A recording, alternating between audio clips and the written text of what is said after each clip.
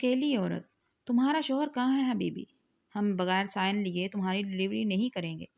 نوریا درد ذہ سے تڑپ رہی تھی جب نک چڑھی نرس نے اسے ذلیل کیا۔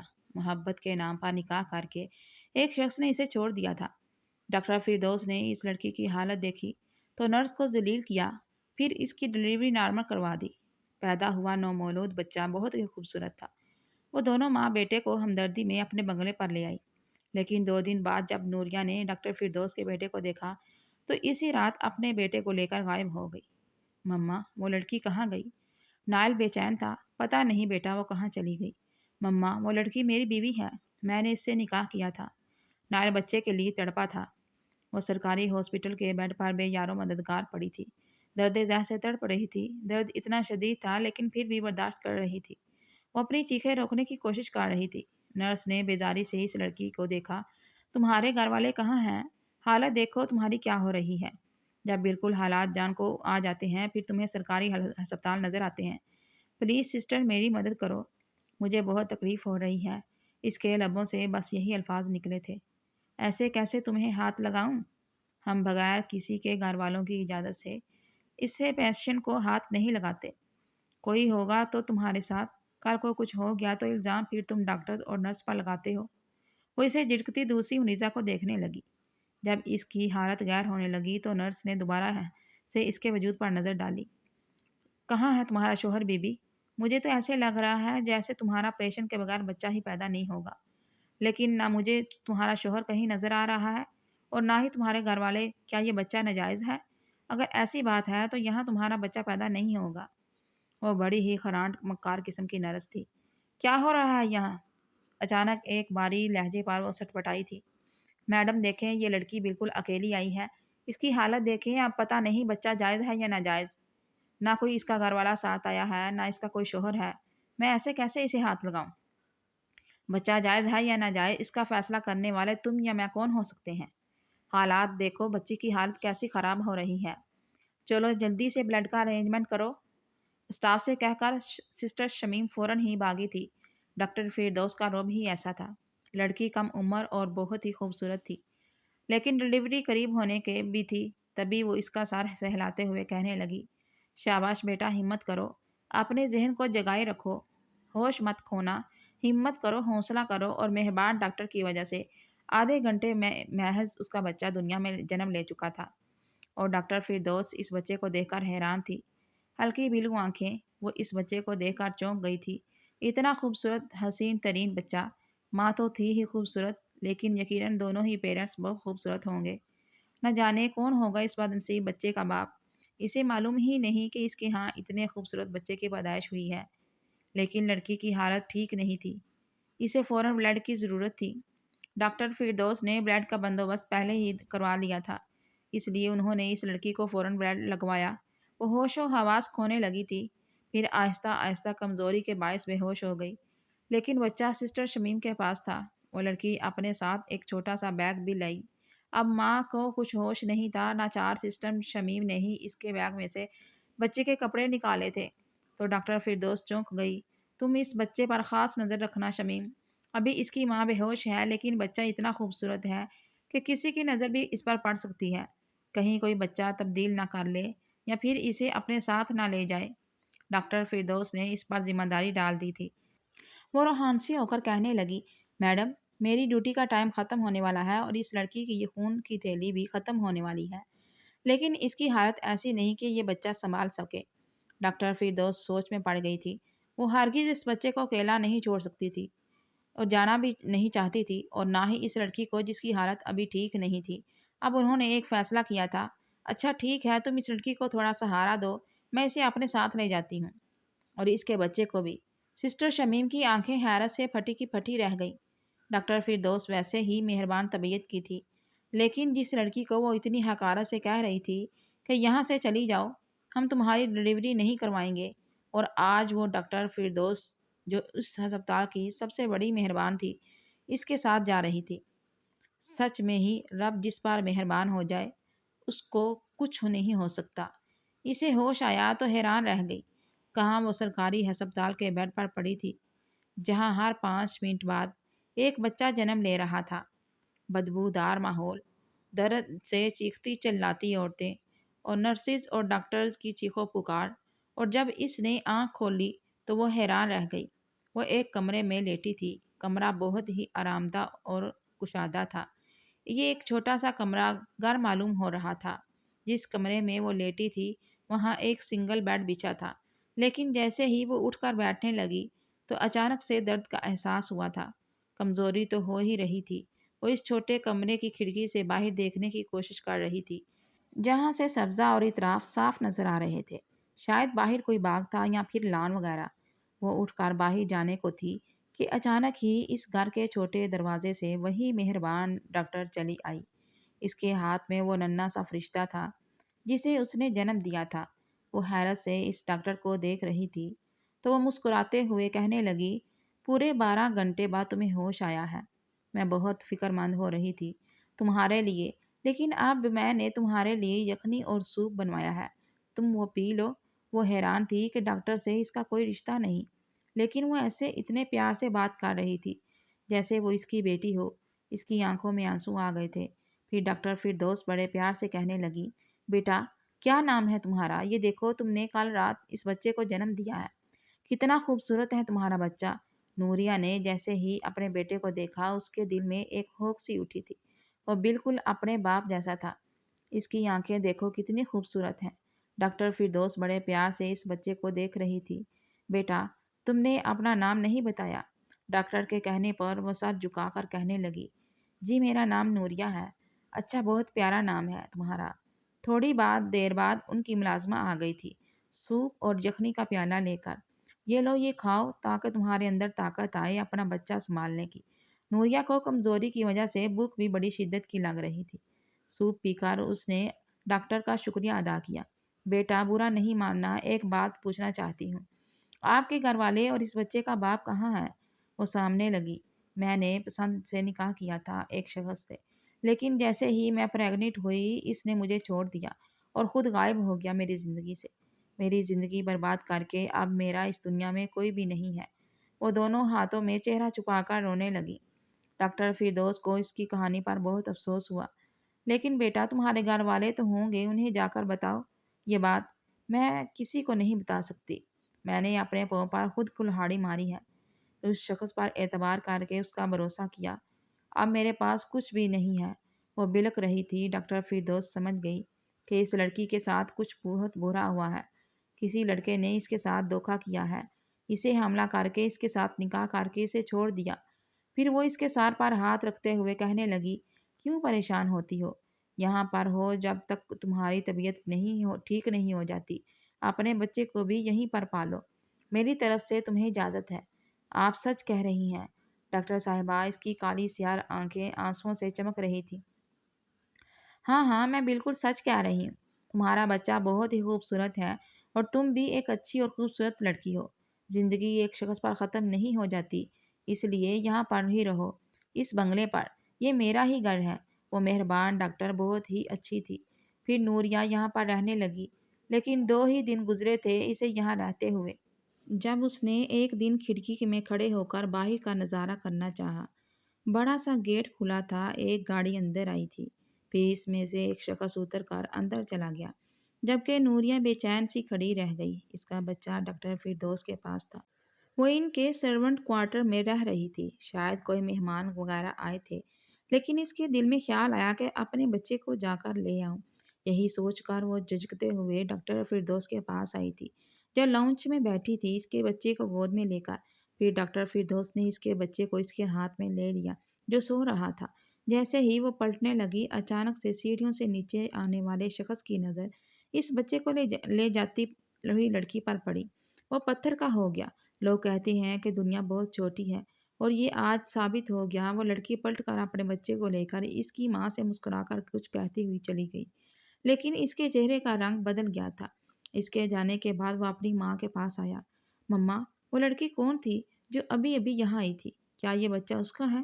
وہ اٹک اٹک کر گھبرائے ہوئے لہجے میں کہہ رہا تھا۔ فردوس بیگم حیران رہ گئی۔ ہاں بیٹا، یہ نوریہ کا ہی بچہ ہے۔ بڑی قسمت کی ماری ہے، وہ بیچاری نہ جانے کسی نے دھوکہ دے کر اسے چھوڑ دیا۔ حمل میں بہت ہی بری حالت تھی، بڑی مشکل سے اس نے بچے کو جنم دیا۔ حالت ایسی تھی کہ میں اسے یہاں لے آئی۔ اب وہ یہیں پر رہتی ہے۔ لیکن تم مجھے کیوں پوچھ رہے ہو نائل؟ اور وہ بالکل خاموش تھا۔ دل کا بوجھ اور اپنا گناہ کیسے ماں کو بتا سکتا تھا؟ وہ لب کچلنے لگا۔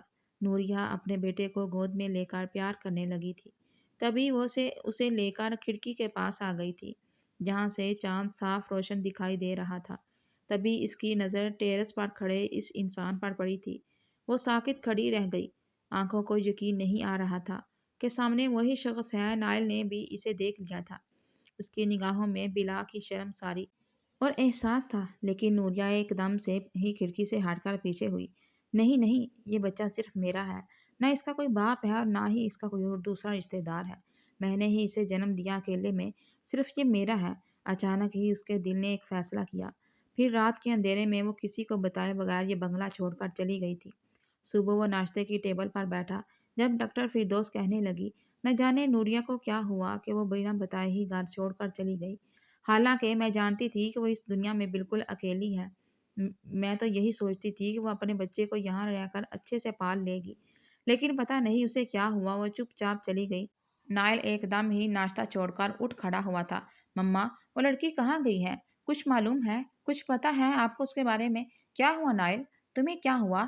ناشتہ چھوڑ کر تم کیوں پوچھ رہے ہو؟ مما، میں ناشتہ آپ نہیں جانتی کہ وہ میری بیوی ہے۔ حوریہ نے اس سے نکاح کیا تھا اور وہ بچہ بھی میرا ہے۔ آپ نے اس کی آنکھیں نہیں دیکھی؟ اس کی آنکھیں بالکل میری جیسی ہیں۔ وہ بچے کے لیے تڑپتا پاگلوں کی طرح ڈاکٹر فردوس سے کہہ رہا تھا، جبکہ وہ پھٹی پھٹی نگاہوں سے اپنے بیٹے کو دیکھ رہی تھی۔ تبھی میں کہوں کہ اس بچے کو دیکھتے ہی میرے اندر اتنی محبت بھری فیلنگ کیسے آ گئی؟ میں کیوں اسے اپنے ساتھ لے کر آ گئی؟ اف میرے خدایا، یہ کیا کیا تم نے؟ تم نے ہی اس کے ساتھ دھوکہ کیا، ایسی حالت میں اسے اکیلا چھوڑ دیا۔ اگر تم نے نکاح کر لیا تھا کم از کم مجھے تو بتاتے۔ ہم اتنی بڑی دنیا میں کیسے ڈھونڈیں گے ہم نوریہ کو اور اپنے بچے کو؟ وہ سر تھامے بیٹھی تھی جبکہ نائل کی آنکھوں میں آنسو تھے۔ مما، میں سمجھا کہ شاید وہ لڑکی ایسی ہے، میرے علاوہ بھی اور لوگوں کو خوش کر چکی ہے۔ جب ہی تو اس کو آپ سے نہیں ملوایا، ایسے ہی اسے چھوڑ کر اب روڈ چلا گیا۔ اب وہ مجرموں کی طرح سر جھکائے بیٹھا تھا، لیکن اب کچھ نہیں ہو سکتا تھا۔ نوریہ نہ جانے کہاں چلی گئی تھی۔ اب اسے اتنی بڑی دنیا میں ڈھونڈنا اتنا آسان بھی نہیں تھا۔ وہ کیا کرتا؟ وہ پاگلوں کی طرح پھر رہا تھا۔ کئی دنوں بعد آج اپنے دوست سفیان سے ملنے آیا تھا۔ اس کے آفس میں بیٹھ کر وہ ہنسی مذاق کر رہا تھا جب اچانک ہی دروازہ کھول کر کوئی لڑکی اندر چلی آئی، لیکن ان دونوں کو بزی دیکھ کر وہ پلٹنے لگی تھی۔ عجیب سی شرم ساری اس کے چہرے پر تھی۔ مس نوریہ، سفیان سر کے پکارنے پر وہ رک گئی تھی۔ آ جائیے۔ وہ جانتا تھا کہ کوئی ضروری کام ہی ہوگا، تبھی تو وہ آفس آئی تھی۔ کیا بات ہے، اندر آ جائیں۔ سامنے بیٹھے شخص کی وجہ سے وہ عجیب سی جھجک محسوس کرتی اندر آ گئی۔ سر، اس فائل پر آپ کے سائن چاہیے، اور ایک نظر آپ اسے دیکھ بھی لیں کہ میں نے صحیح سے ڈیٹا پروسیسنگ کی ہے، کوئی مسٹیک تو نہیں ہے۔ سفیان مسکرا کر کہنے لگا، آپ نے فائل بنائی ہے تو یقیناً کوئی غلطی نہیں ہوگی۔ اس نے فوراً ہی فائل پر سائن کر دیے تھے، جبکہ سامنے بیٹھا نائل شاہ حیرت سے اس کالی سیاہ آنکھوں والی خوبصورت لڑکی کو دیکھ رہا تھا۔ سیاہ دوپٹہ سر پہ تھا اور اس کا چہرہ ہیرے کی طرح دمک رہا تھا، بالکل سادہ چہرہ، کسی بھی میک اپ کی بناوٹ سے پاک، اور نظریں زمین پہ گڑی ہوئی تھی۔ پہلی بار وہ کسی خوبصورتی سے متاثر ہوا تھا، ورنہ اس کے ارد گرد لڑکیوں کی کمی نہ تھی۔ کون ہے یہ بیوٹی فل یار؟ تم تو بڑے خوش ہی نصیب ہو جو ہر وقت حسیناؤں کے گھیرے میں رہتے ہو۔ نوریہ کے جانے کے بعد وہ سفیان کی قسمت پر آہیں بھر رہا تھا۔ مت کرو ہو، ایسی لڑکی نہیں ہے، بہت مختلف ہے، ان لڑکیوں جیسی نہیں جو امیر باس دیکھ کر انہیں دانا ڈالنا شروع کر دیتی ہیں۔ اچھا، تمہیں کیسے پتا ہے اس کا کردار کا؟ کیونکہ کسی نے سفارش کی تھی اس کی نوکری کے لیے۔ وہ میرا ایک بہت اچھا جاننے والا ہے، بہت گھر کے حالات خراب ہیں، مجبوری میں نوکری کر رہی ہے۔ مجال ہے وہ کبھی آفس میں آ کر کوئی فالتو بات کرے، اپنے کام سے کام رکھتی ہے۔ نائل کا دل میں عجیب سے جذبات ابھر رہے تھے۔ دل چاہ رہا تھا کہ ایک بار پھر اس حسینہ کو جا کر غور سے دیکھے۔ وہ اس کی نظروں کی تپش سے کیسے چہرہ سرخ کیے کھڑی تھی۔ نوریہ کانپتی ہوئی اپنی سیٹ پر آ کر بیٹھ گئی۔ اف میرے خدایا، کیسا انسان تھا! وہ اندر تک چید کر دینے والی نظریں، لعنت ہے مجھ پر جو میں اس وقت سر کے آفس میں چلی گئی۔ شدید غصے میں وہ دھڑا دھڑ ٹائپنگ کرنے لگی، لیکن اچانک پھر سے اسے کسی کی نظروں کا احساس ہوا۔ ذرا ہی فاصلے پر وہ پینٹ کی جیبوں میں ہاتھ ڈالے سفیان سر سے باتیں کر رہا تھا، لیکن نظریں اس کی نوریہ پر تھی۔ اس نے چہرہ اتنا جھکا لیا کہ سامنے کھڑے شخص کو اس کا چہرہ دکھائی نہ دے رہا تھا۔ سر تو بالکل بھی ایسے نہیں ہے، لیکن نہ جانے ان کا یہ دوست کیسا ہے مجھ سے۔ میں اسے دل ہی دل میں گالیاں دیتے وہ اب کام پر توجہ دینے کی کوشش کر رہی تھی۔ اس خوبصورت آنکھوں والی لڑکی نے نائل کا دل کچھ ایسے کھینچا کہ وہ 2-4 دن پھر اس کے آفس میں بیٹھا تھا۔ اس کی نگاہیں کسی کو تلاش کر رہی تھی۔ تبھی دروازے پر دستک ہوئی۔ میں آئی کم ان سر؟ نوریہ نے لب بھینچتے لیے تھے۔ آج پھر وہی بیٹھا ہوا تھا۔ خجل سی ہو کر وہ روم میں چلی گئی۔ سفیان اس کی فائل چیک کرتے ہوئے سائن کر رہا تھا، لیکن نائل کی نگاہیں صرف اس کے چہرے پر تھی۔ وہ فوراً ہی ایک جھٹکے سے پلٹ گئی، شدید کوفت کا شکار ہوتے ہوئے اپنی سیٹ پر جا کر بیٹھ گئی۔ لیکن پیچھے نائل سفیان سے کہہ رہا تھا، لو تم تو اس دن کہہ رہے تھے کہ یہ ایسی لڑکی نہیں کہ امیر باس کو دیکھ کر چارہ ڈالے، لیکن اب میرے سامنے یہ دوسری دفعہ آ چکی ہے۔ کیسی باتیں کر رہے ہو یار؟ اور روزانہ میرے آفس میں صرف ایک دفعہ آتی ہے، وہ بھی فائل پر سگنیچر کروانا ہے، اس کے علاوہ نہیں۔ وہ ایسی لڑکی نہیں ہے، تم اس کے بارے میں ایسی بات نہیں کر سکتے۔ باقی لڑکیوں کا ہمیں کچھ نہیں کہہ سکتے۔ سفیان کو نوریہ کے کریکٹر کے بارے میں یقین تھا۔ اچھا ٹھیک ہے، لیکن یار مجھے یہ لڑکی بہت پسند آ گئی ہے، تم میری اس سے دوستی کروا دو۔ وہ ایسا ہی تھا، سفیان نے وہ غصے سے اسے دیکھا تھا۔ کسی لڑکی کے بارے میں تو سیریس ہو جاؤ، کیا زندگی نہیں گزارنی؟ کسی ایک حسینہ کے ساتھ گزاروں گا، لیکن اسی لڑکی کے ساتھ، یہ مجھے بہت اچھی لگی ہے۔ سفیان حیران رہ گیا تھا۔ سچ کہہ رہے ہو تم؟ کہیں ٹائم پاس کرنے کا تو نہیں کہہ رہے؟ نائل نے نفی میں سر ہلایا تھا۔ نہیں یار، میں کیوں ایسا کہوں گا، بہت اچھی لگی ہے، سچ میں ہی بہت خالص اور پاکیزہ سی لڑکی میں نے شاید پہلے کبھی نہیں دیکھی۔ اچھا ٹھیک ہے، اگر تم اس کے بارے میں سیریس ہو تو میں بات کروں گا نوریہ سے۔ ویسے بھی اس کے گھر کے حالات کچھ ٹھیک نہیں، بڑی تنگ ہے، ذہنی طور پر ٹینشن کا شکار ہے اپنے گھر کے حالات سے۔ سفیان کو اس سے دلی ہمدردی تھی۔ نائل خوش ہو گیا تھا۔ ٹھیک ہے، پھر اس سے بات کر کے مجھے بتانا۔ اس دن وہ جلدی چلا گیا تھا، لیکن اگلے ہی دن سفیان نے نوریہ سے کہا تھا، مس نوریہ، آپ سے ایک بات کرنی ہے۔ آپ نے دیکھا ہوگا میرے فرینڈ کو، نائل شاہ، وہ آپ سے دلچسپی رکھتا ہے، سیریس ہے آپ کے بارے میں۔ آپ ایک بار اس سے بات کر کے دیکھ لیں، شاید وہ آپ سے شادی کرنا چاہتے ہیں۔ وہ حیران رہ گئی تھی۔ نو سر، میں ایسی لڑکی نہیں ہوں، میرا مطلب ہے میں کبھی کسی سے دوستی نہیں کروں گی۔ یہی اصول بنا رکھا ہے اپنی زندگی میں۔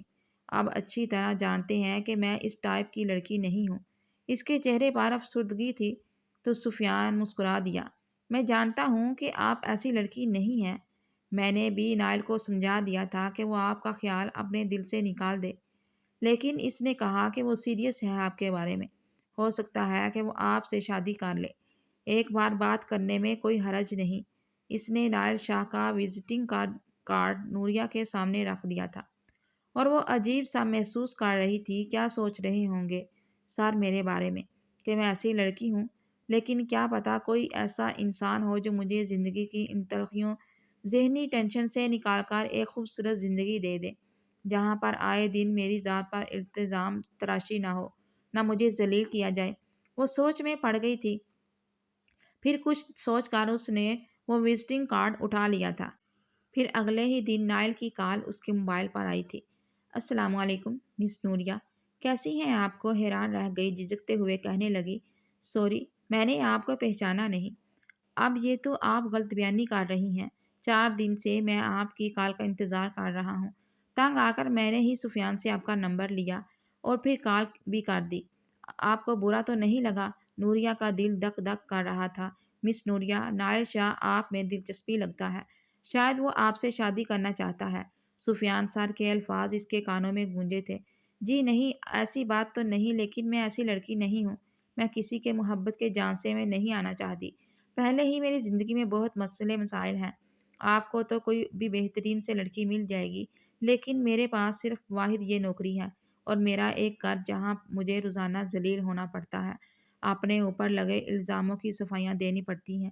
اس لیے میں آپ سے بھی ابھی کہہ رہی ہوں کہ آپ کسی اور لڑکی کو تلاش کیجیے اپنی زندگی کا ساتھی بنانے کے لیے۔ اس نے صاف اور کھری بات کہہ دی تھی۔ نائل مسکرا دیا۔ جب دل آپ پر ہی آ کر ٹھہرا ہے تو میں کسی اور کو کیسے تلاش کر سکتا ہوں؟ بہتر ہوگا کہ آپ مجھے سمجھیں اور میں آپ کو سمجھتا ہوں۔ اس لیے ضروری ہے کہ آپ ایک بار صرف مجھ سے ملاقات کریں۔ پلیز میری ریکویسٹ ہے آپ سے۔ وہ اس کی منت سماجت کر رہا تھا۔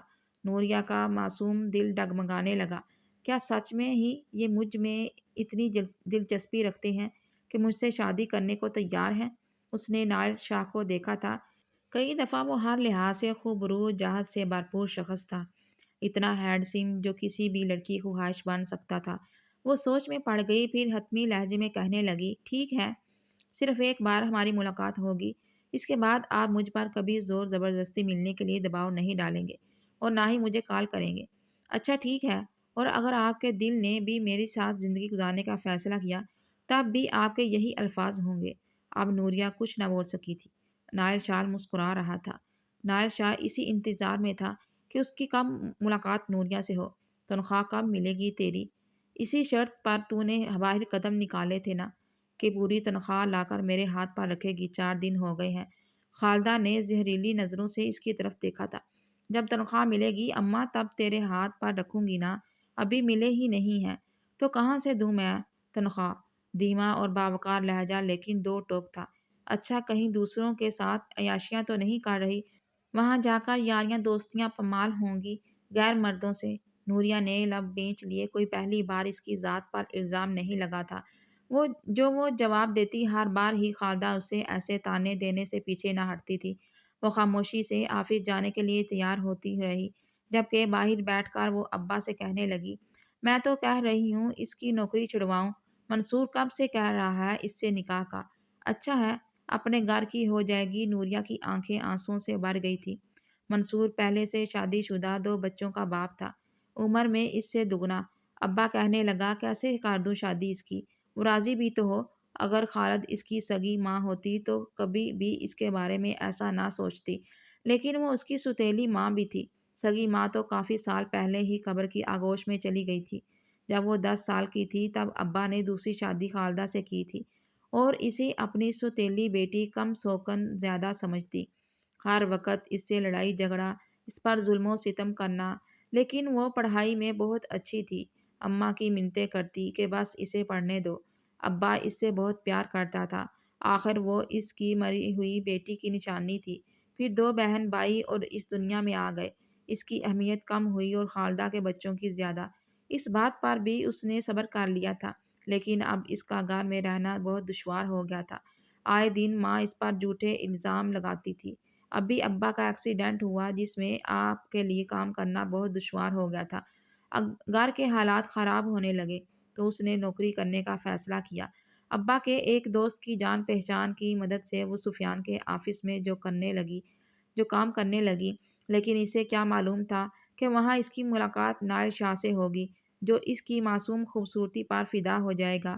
وہ دل میں سوچنے لگی، اگر نائل شاہ سچ میں اس سے شادی کرنا چاہتا ہے، اس کے لیے تیار ہے، کم از کم اماں کے اس گھٹیا رشتے سے تو جان چھوٹے گی، کیونکہ وہ اس کی شادی ایک شادی شدہ عمر رسیدہ آدمی سے کرنا چاہتی تھی، محض اس لیے کیونکہ جس گھر میں وہ رہتے تھے وہ گھر منصور علی کا تھا اور ابا ایک عرصے سے اس کرائے کے گھر میں رہ رہا تھا۔ اس کی جب بیوی فوت ہوئی تو اس کی نگاہ کرائے دار کی خوبصورت بیٹی پر جم گئی۔ اس نے 2-3 دفعہ ابا کے کان میں یہ بات ڈالی کہ تو اپنی بیٹی کا نکاح مجھ سے کر دے، میں یہ گھر تیری بیٹی کے نام کر دوں گا۔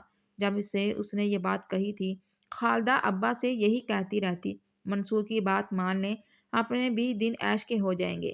لیکن گھر کے حالات اتنے خراب ہوئے کہ نوریہ نے خود نوکری کرنے کا فیصلہ کیا تھا۔ آخرکار اس نے ابا کو منا لیا، لیکن نوکری کرنے کے باوجود خالدہ نے اس کا جینا حرام کر دیا تھا۔ کچھ گھر کے حالات، کچھ ذہنی ٹینشن اور خالدہ کا دباؤ، منصور سے شادی کرنے کا خوف، یہ سب مل کر اسے نائل کے نزدیک کر گیا تھا۔ پھر اس دن نے اس سے ملاقات کرنے کا فیصلہ کیا۔ آج آفس سے جلدی چھٹی لے لی تھی۔ جیسے ہی باہر نکلی، اپنی گاڑی لے کر سامنے ہی کھڑا تھا، نوریہ کا دل دھڑکنے لگا۔ اتنا ہینڈسم خوبصورت اتنا امیر نوجوان کس لڑکی خواہش نہیں ہو سکتی؟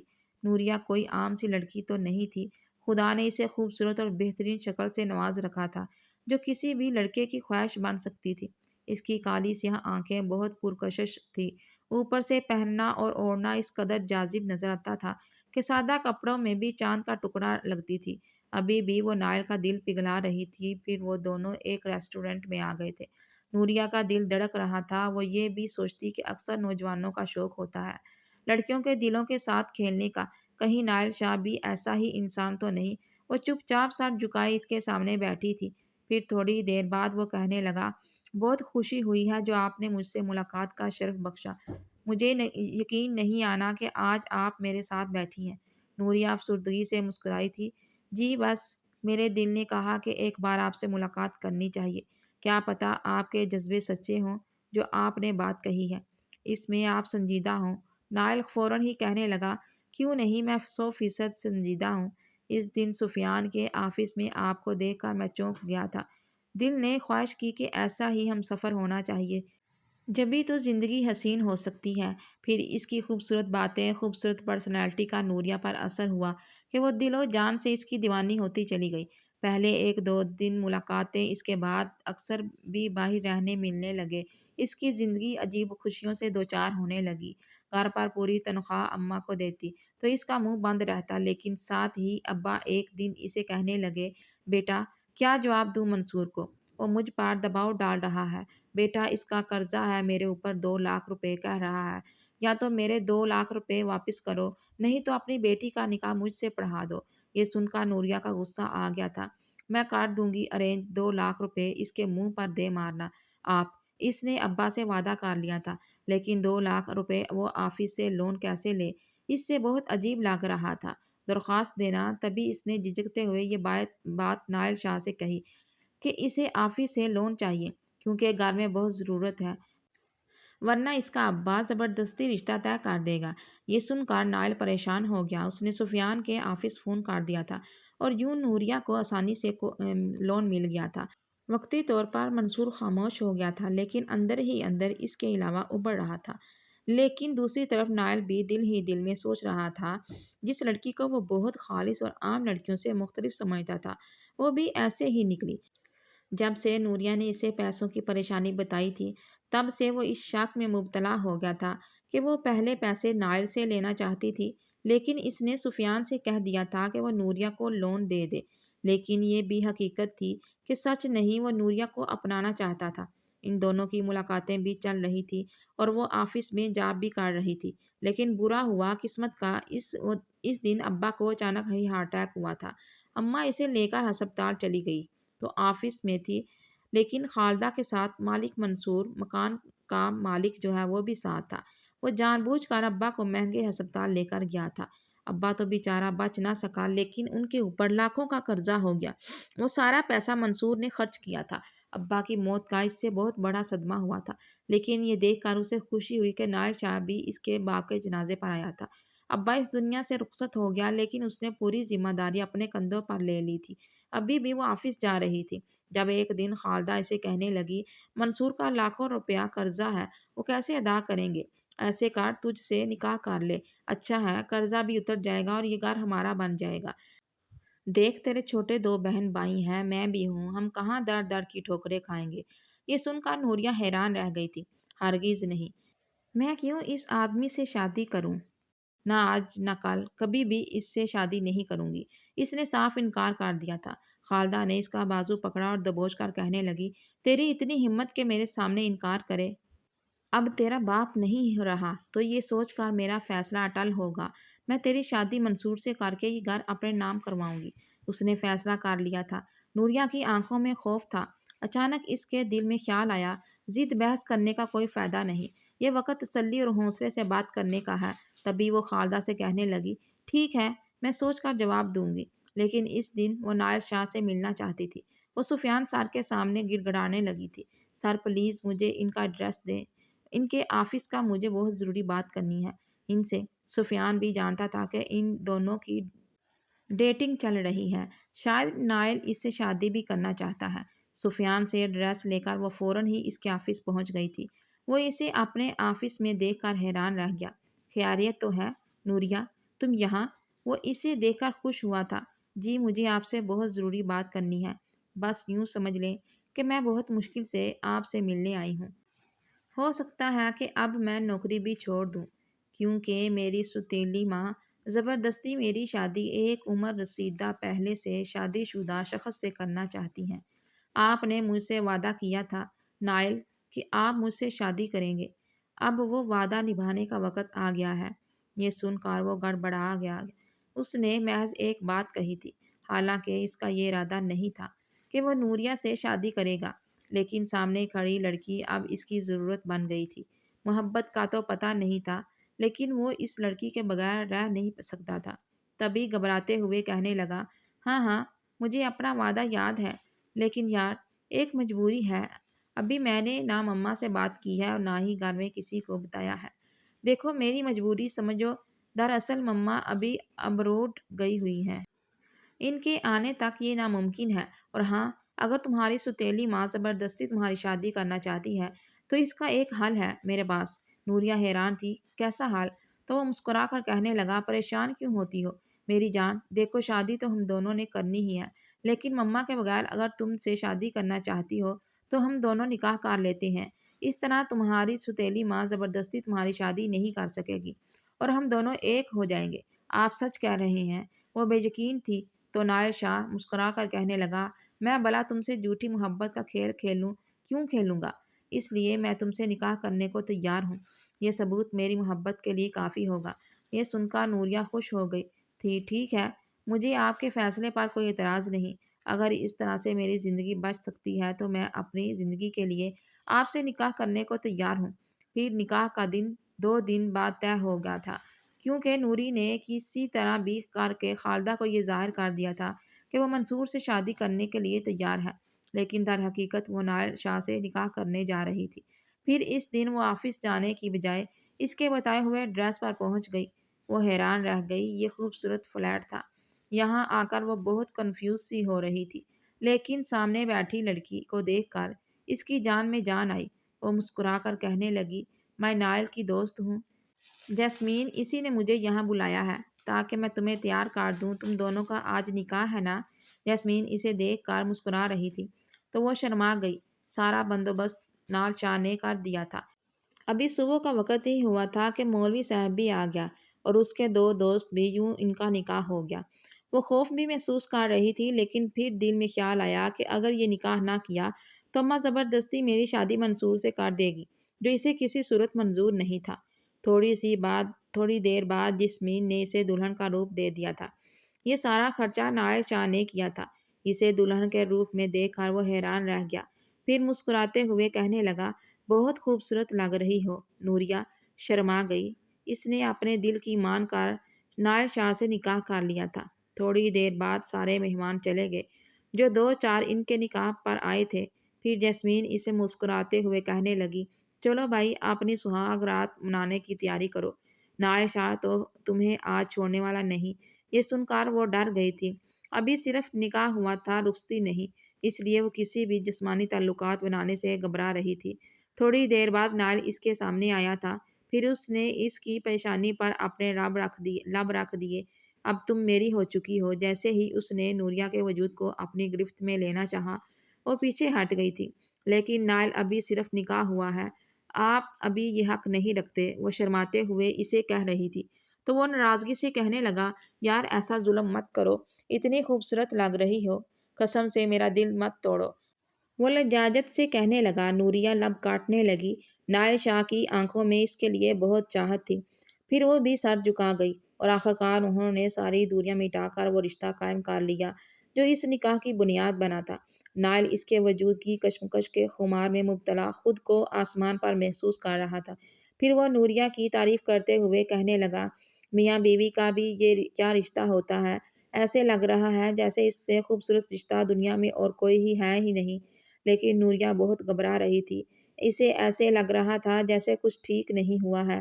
پھر وہ تھوڑی دیر بعد کہنے لگی، اب مجھے گھر جانا ہے، آپ پلیز مجھے گھر چھوڑ دیں۔ پھر وہ کہنے لگا، ہاں اب تو گھر چھوڑنا ہوگا، لیکن پھر آؤں گا تمہیں رخصت کروانے کے لیے۔ نائل بہت خوش لگ رہا تھا۔ نوریہ پھر گھر آ گئی تھی۔ اس کی ماں کو شک بھی نہ ہوا۔ وہ تو اس آسرے میں تھی کہ نوریہ نے اس کی بات ماننے کی حامی بھر دی ہے، جبکہ وہ دن رات نائل کے خیالوں میں گم رہنے لگی۔ اس نے خالدہ سے کہہ دیا تھا کہ وہ مزید 2 مہینے نوکری کرنا چاہتی ہے، اس کے بعد منصور سے نکاح کر لے گی۔ اس نے صرف ایک بہانہ بنایا تھا، در حقیقت وہ نائل کا انتظار کر رہی تھی کہ وہ کب اپنی ماں کو لے کر آئے اسے رخصت کروانے کے لیے۔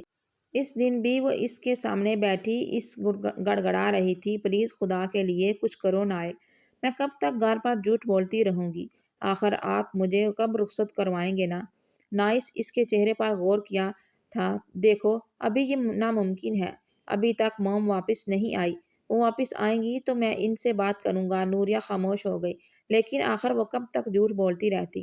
پھر ایک دن وہ اس کے آفس آ گئی۔ اسے دیکھ کر وہ خوش ہو گیا تھا۔ پھر وہ اسے لے کر فلیٹ میں چلا آیا۔ جب بھی دل چاہتا اسے نوریہ دستیاب ہو جاتی، لیکن وہ دل میں سوچتا یہ لڑکی نہیں جس سے میں اپنا ہمسفر بناؤں گا، اس لیے تو صرف لالچ میں میری دولت دے کر مجھ سے نکاح کیا ہے۔ شاید یہ میری مرضی تھی جو میں نے اسے اپنایا۔ اس نے نوریہ کے ساتھ اچھا خاصا ٹائم گزار لیا تھا۔ اب جیسے اس کا دل بھرنے لگا، جس سے وہ محبت سمجھ رہا تھا، اب وہ بیزاری میں بدل رہی تھی۔ وہ خود پر حیران بھی ہوتا ہے۔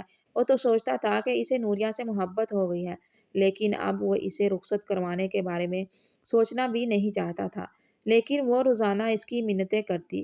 پھر ایک دن جب خالدہ نے اسے کہا، اب 2 مہینے سے زیادہ ہو گئے ہیں، تم بھی نوکری چھوڑ دو، اب میں تمہیں کل سے جانے نہیں دوں گی۔ اس کا لہجہ خطرناک ہو رہا تھا۔ نوریہ گھبرا گئی۔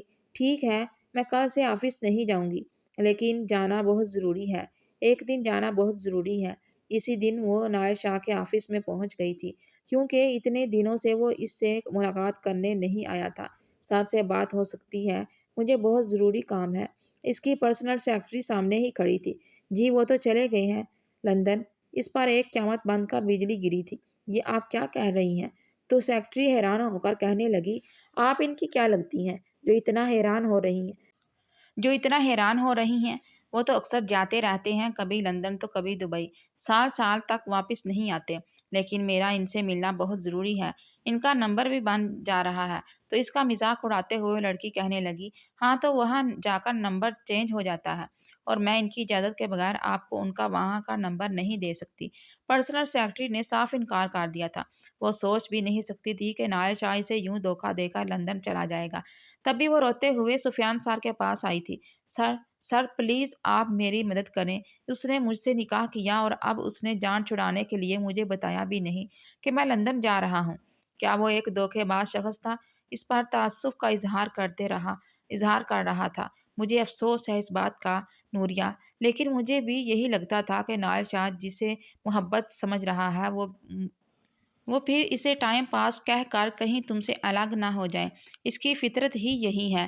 یہ خبر اس پر بجلی بن کر گری تھی کہ اس نے نہ اسے طلاق دی اور نہ ہی اسے بتایا باہر جانے کا کہ کب واپس آئے گا۔ وہ اسے چھوڑ کر چلا گیا، یعنی کہ اس کا ارادہ ہی نہیں تھا نوریہ کے ساتھ زندگی گزارنے کا۔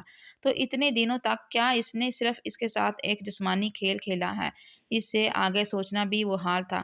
پھر وہ گھر میں بیٹھ گئی۔ نکاح کے اوپر نکاح کرنا بھی جائز نہیں تھا، اور نہ ہی وہ اپنی ماں کو بتا سکتی تھی کہ میں نے نائل شاہ کے ساتھ نکاح کر لیا ہے، کیونکہ اگر وہ نائل شاہ کو ڈھونڈتی تو کہاں تلاش کرتی؟ نہ اس کے گھر کے بارے میں کچھ معلوم تھا اور نہ اس کی ماں کے بارے میں کہ وہ کون ہے، کہاں رہتی ہے، اس کے بارے میں کچھ نہیں جانتی تھی۔ صرف آنکھیں بند کر کے اس پہ بھروسہ کر لیا تھا۔ پھر تھوڑے ہی دن گزرے تھے جب اس پر یہ خبر بجلی بند کر گری تھی کہ وہ ماں مرنے کے مراحل سے گزر رہی ہے۔ وہ حیران تھی، ایسا کیسے ہو سکتا ہے؟ خالدہ بھی اس کی حالت دیکھ کر بار بار کہتی، مجھے تیری طبیعت ٹھیک نہیں لگتی، کیا ہوا ہے تجھے؟ اب تو نے نوکری چھوڑ دی ہے، میں منصور کو نکاح کی تاریخ دے دیتی ہوں۔ اس نے کوئی جواب نہیں دیا تھا، لیکن ایک رات چپ چاپ گھر چھوڑ دیا تھا۔ اگلا ٹھکانہ کون سا ہوگا وہ نہیں جانتی تھی، لیکن اپنی ایک پرانی سہیلی زینب کا گھر وہ اچھے سے جانتی تھی۔ ناچار وہ اسی کے پاس پہنچ گئی۔ زینب اپنی ماں کے ساتھ رہتی تھی، وہ طلاق یافتہ تھی، اس کی ایک چھوٹی سی بچی بھی تھی، وہ نوکری کرتی تھی تو نوری عباس کے ساتھ نوکری کرنے لگی، لیکن اس کی ماں دن رات زینب کو باتیں سناتی، یہ لڑکی مجھے ٹھیک نہیں لگتی، تو نے اسے کیوں گھر میں رکھا ہے؟ محلے پڑوس کے لوگ باتیں بناتے ہیں، اوپر سے یہ پیٹ سے ہے، نہ اس کے شوہر کا پتہ نہ اس کے پیٹ میں موجود بچے کے باپ کا کچھ علم ہے۔ لگتا ہے کہ اس نے کسی کے ساتھ محبت کا کھیل کھیلا ہے، کسی کی ناجائز اولاد پیدا کرنے جا رہی ہے۔ ایسے ہی باتیں سن سن کر اس کا یہ پیریڈز گزرا تھا۔ 9 مہینے اس نے جیسے گزارے تھے یہ نوریہ ہی جانتی تھی۔ وہ نوکری بھی کرتی اس حالت میں اور آنے والے بچے کی بھی تیاری کرتی رہتی۔ جس طرح اس نے اپنے دن گزارے تھے یہ وہی جانتی تھی۔ محبت اور نکاح کے نام پر اس کے ساتھ بہت بڑا دھوکہ ہوا تھا۔ ایک خوبصورت آدمی نے اپنی خوبصورتی اپنی دولت کی بنا پر اس کی زندگی برباد کر کے رکھ دی تھی۔ جب اس کے ہاں بچے کی پیدائش ہونے لگی، زینب کی ماں نے فیصلہ سنایا تھا، اب اس بچے کو لے کر اس گھر میں مت آنا، چلی جانا اپنی سوتیلی ماں کے گھر۔ وہ دن رات روتی رہتی، لیکن وہ نہیں جانتی تھی کہ اس کا ٹکراؤ اتنی مہربان ڈاکٹر سے ہوگا کہ وہ اسے اپنے ساتھ گھر لے جائے گی۔ لیکن جب اس نے اپنے بچے کو دیکھا تو حیران رہ گئی۔ وہ بالکل نائل شاہ جیسا تھا، لیکن اسے کیا معلوم تھا جس مہربان ڈاکٹر کے وہ گھر جا رہی ہے وہ اسی کا بیٹا ہوگا۔ پھر اس رات کو اپنے بیٹے کو لے کر غائب ہو گئی۔ کبھی اس شخص کی شکل بھی دیکھنا نہیں چاہتی تھی۔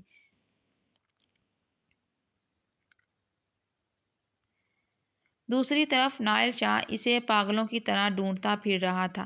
آج وہ سفیان کے سامنے بیٹھا تھا۔ سفیان نے اسے غصے بھری نظروں سے دیکھا تھا۔ نہ جانے کتنی لڑکیوں کی زندگی برباد کر چکے ہو تم نائل، ہر لڑکی کے ساتھ محبت کا کھیل کھیلتے ہو اور پھر اسے چھوڑ دیتے ہو۔ شیم ان یو۔ نائل کی آنکھوں میں نمی تھی۔ خدا کے لیے مجھے ایسا مت کہو سفیان، میں لندن تو چلا گیا تھا لیکن مجھے ایک پل سکون نہیں تھا۔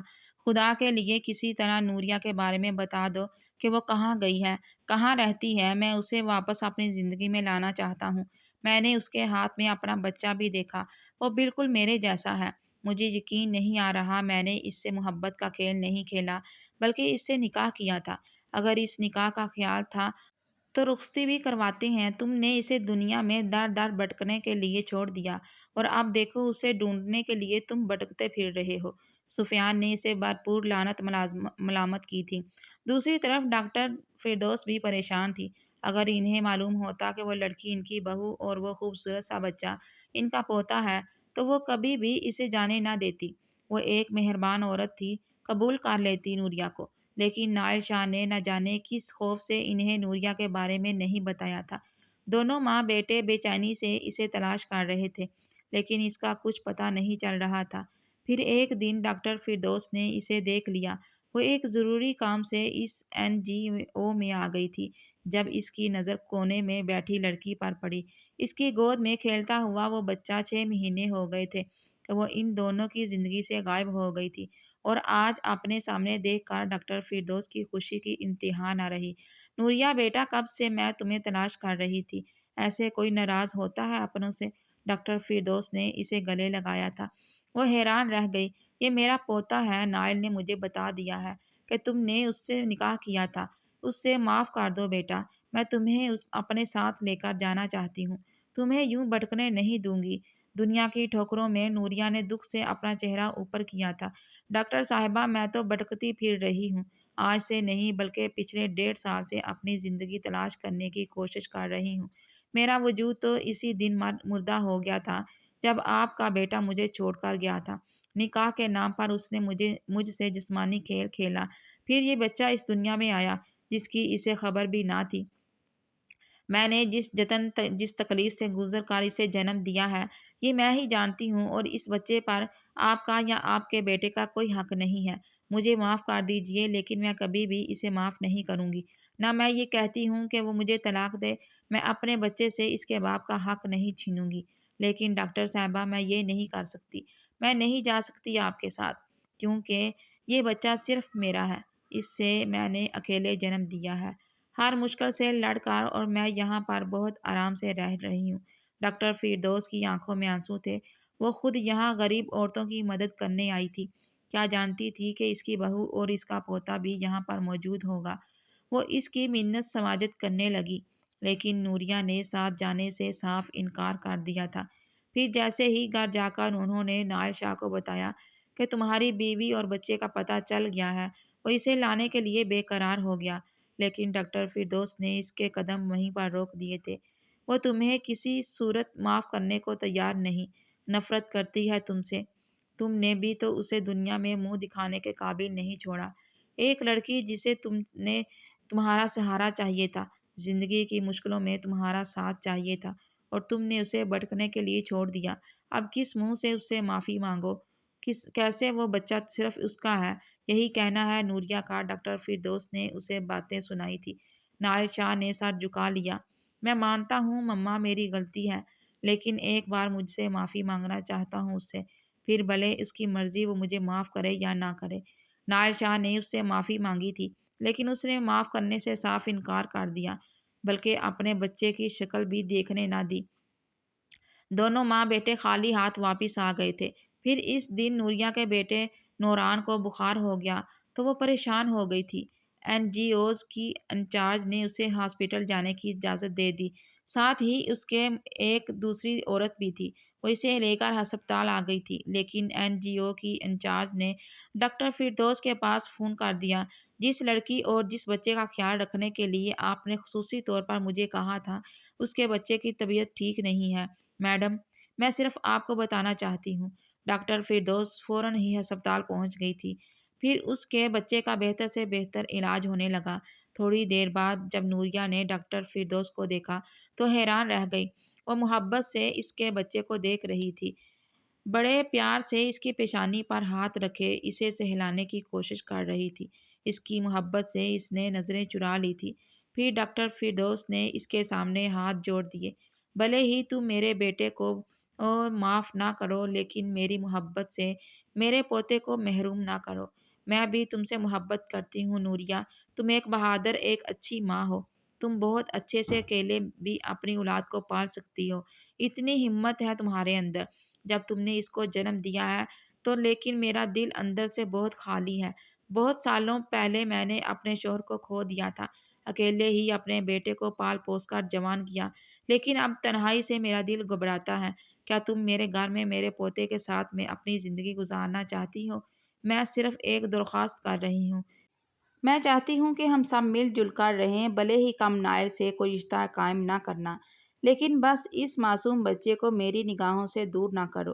میرا دل اندر سے بہت خالی ہے۔ اب وہ کیا کہتی؟ وہ عورت سچ میں ہی بہت مہربان تھی۔ اسے معلوم بھی نہیں تھا کہ نوریہ سے اس کا کیا رشتہ ہے، پھر بھی وہ اس کی بیماری کی اس خراب حالت کا احساس کر کے اپنے ساتھ گھر لے آئی تھی۔ نوریہ اس مہربان عورت کا دل توڑنا نہیں چاہتی تھی۔ پھر وہ مسکرا دی۔ ٹھیک ہے ڈاکٹر صاحبہ، میں اپنے بچے کو اس کے حق سے محروم نہیں کرنا چاہتی، میں آپ کے ساتھ جانے کے لیے تیار ہوں۔ یہ سن کر ڈاکٹر صاحبہ خوش ہو گئی۔ پھر وہ خوشی خوشی اپنے پوتے اور اپنی بہو کو لے کر گھر آ گئی تھی۔ نائل شاہ نے اسے دیکھا تو خوشی سے جھوم اٹھا، لیکن نوریہ نے نفرت سے نگاہیں پھیر لی تھی۔ اس کا دل ٹوٹ گیا۔ ڈاکٹر فردوس نے اسے سمجھایا تھا، تم نے پہلے اس کی محبت نفرت میں تبدیل کی، اور اب اس نفرت کو تبدیل ہونے میں وقت لگے گا نائل، اور اس وقت کا تمہیں انتظار کرنا پڑے گا۔ میں نہیں جانتی کہ نوریہ تمہیں معاف کرے گی یا نہیں، لیکن اسے کبھی مجبور یا بے بس عورت نہیں سمجھنا، کیونکہ جو عورت اکیلی بچے کو پیدا کر سکتی ہے، اسے پال بھی سکتی ہے، وہ کچھ بھی کر سکتی ہے۔ ڈاکٹر فردوس نے اب کی بار اپنے بیٹے کی سائیڈ نہیں لی تھی، بلکہ اس نے اپنی بہو کی سائیڈ لی تھی، کیونکہ وہ جانتی تھی نوریہ ایک ہمت والی لڑکی ہے، وہ نائل شاہ کے سہارے کے بغیر بھی زندگی گزار سکتی ہے، لیکن بس اسے انتظار تھا تو اس وقت کا جب وہ دل سے اسے معاف کر دے، اپنے لیے نہ صحیح اپنے بچے کے لیے ہی، کیونکہ اس بچے نے ان کے خالی گھر کو چار چاند لگا دیے تھے۔ نوریہ ڈاکٹر فردوس کی پناہ میں آ کر خوشی محسوس کر رہی تھی، کیونکہ وہ ایک مہربان ڈاکٹر تھی، مہربان عورت تھی، جبکہ نائل شاہ سے وہ بات بھی نہیں کرتی تھی۔ جب بھی وہ اس کے قریب جاتا، رخ موڑ کر وہ نفرت حقارت سے اسے دیکھتی۔ اس نے بھی تو ایک عرصہ انتظار کیا تھا، اب نائل شاہ کو بھی انتظار کا مزہ چکھنا چاہیے۔ یہی سوچ کر وہ ابھی اسے مکمل نظر انداز کر رہی تھی۔ نہ جانے یہ سلسلہ کب تک چلنا تھا، لیکن سچ میں ہی نائل شاہ نے بہت غلط کیا تھا، اور وہ معافی کا حقدار بھی نہیں تھا۔